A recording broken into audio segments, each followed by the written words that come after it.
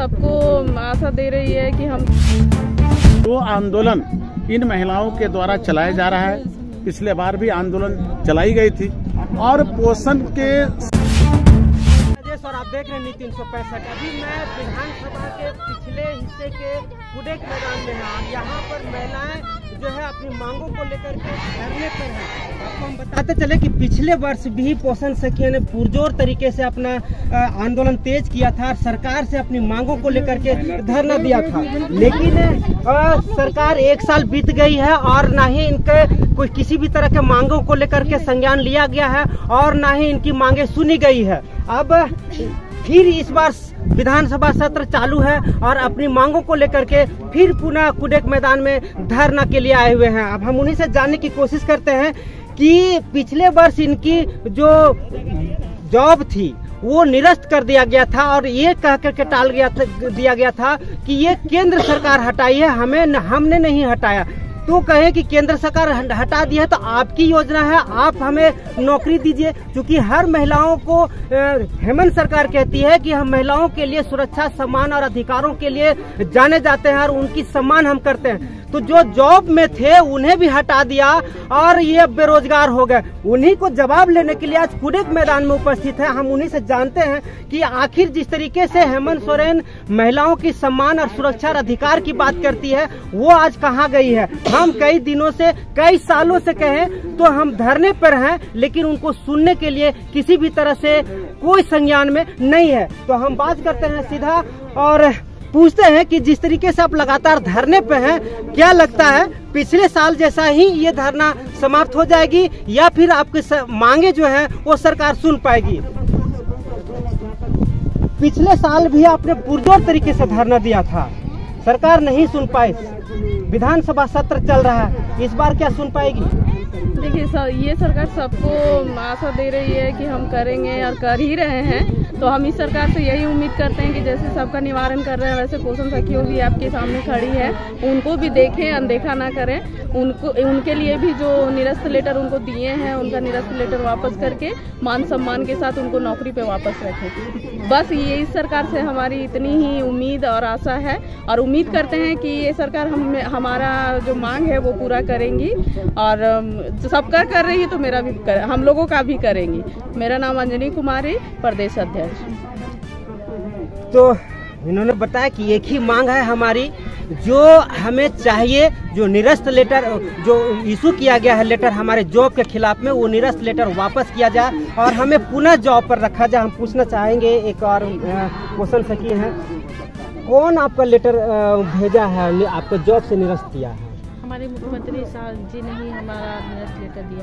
अच्छा, तो वो कहते हैं कि केंद्र सरकार निरस्त किया है आप लोगों को? नहीं, केंद्र सरकार निरस्त नहीं किया है, वहाँ से हमारा जो आवंटन आता था वो बंद हो गया था, तो इसके लिए यहाँ से भी राज्य सरकार हमें अपनी आवंटन दे रहा है। अच्छा, आप क्या करते थे पोषण सखी में, कौन कौन सा काम करते? हम लोग हर तरह का काम किए हैं। आंगनबाड़ी में रह के हम लोग डोर टू डोर सर्वे किए, गर्भवती बच्चों का जो कुपोषण के शिकार होते थे उन्हें एमपीसी सेंटर ले जाना, प्लस हम लोग कोरोना काल में भी पूरा योगदान दिए हैं। अच्छा, ये जो आप काम करते थे तो उसका मानदेय या वेतन या प्रोत्साहन राशि क्या मिलता था? प्रोत्साहन राशि क्या था, मात्र 3000 रुपये था। कितने तो सुन रहे हैं कि कितने दिनों से, मतलब कितने महीनों से आपका राशि नहीं मिली है? पिछले उधर 1 साल से नहीं मिला था, लेकिन जो पिछला जो हम लोग धरना प्रदर्शन किए उसके बाद हमें 1 साल का मिल गया था, उसके बाद हमें निरस्त कर दिया गया। अच्छा, तो अब क्या चाह रहे हैं? अब क्या चाहेंगे, हम लोग को पुनः हमारे कार्य पर वापस दिया जाए। बस एक ही मांग है? बस एक ही मांग है कि हमें हमारा जो सम्मान था हमारे क्षेत्र में वो वापस कर दिया जाए। और जो बाकी राशि है वो?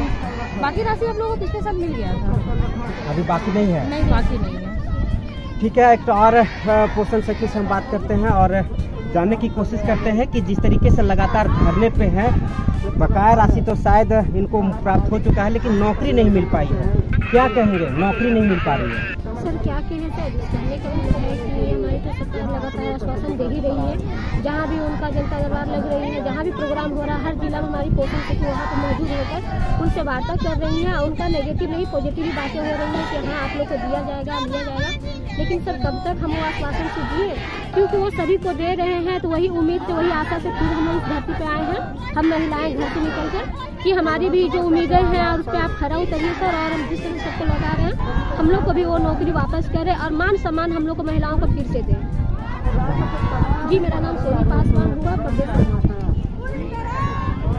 पोषण सखी के समर्थन में आए, उनसे भी जानते हैं कि क्या वैधानिक है पोषण सखियों को उनकी जॉब वापस करने की। हम उनसे जानने की कोशिश करते हैं, क्योंकि कानून के जानकार हैं और कानून की जो वैधता है उन्हें किस हिसाब से सरकार उनको मोड़ करके उनको अधिकार दे सकते हैं। हम सीधा पूछते हैं कि निरस्त लेटर मिला है पोषण सखियों को, क्या वैधानिक तरीका है उन्हें पुनः वापस करने की?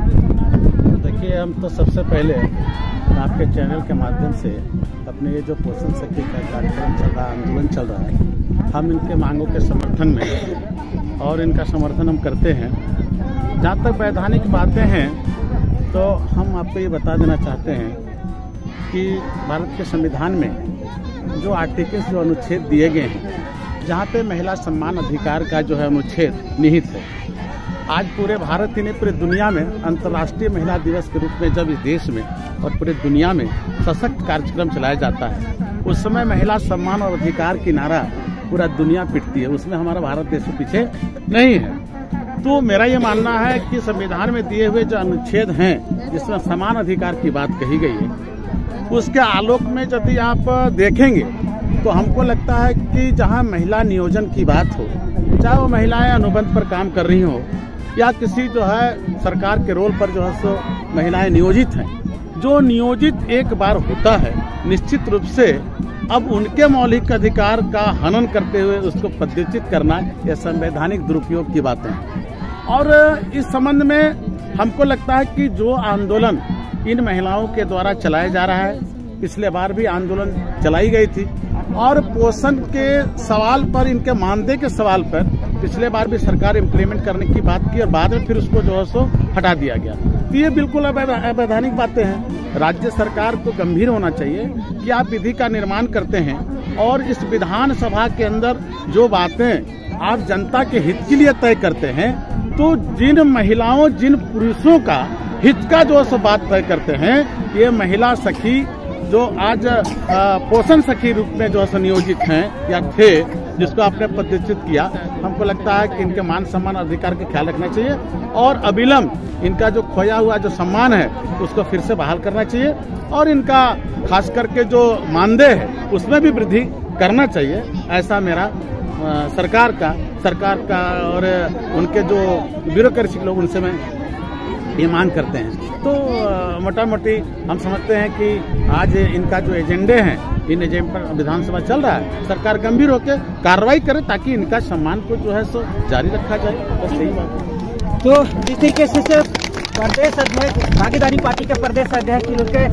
वैधानिक तरीके से सरकार को कहा कि इनकी जो नियुक्ति अगर एक बार हो गई है तो उनको हटाना ये गैर जिम्मेदाराना है और संविधान के खिलाफ है। अब लगातार इस तरीके के मामले को लेकर के पोषण सखी लगातार संघर्ष में है और अब इनकी मांगे हैं कि हमें समान तरीके से ज्वाइनिंग किया जाए और जो लेटर इशू किया गया उसे निरस्त किया जाए। अब लगातार आगे क्या इनकी रणनीति होती है हम आपको दिखाते रहेंगे। फिलहाल हमारे साथ जुड़े रहे न्यूज़ 365 राजेश के साथ।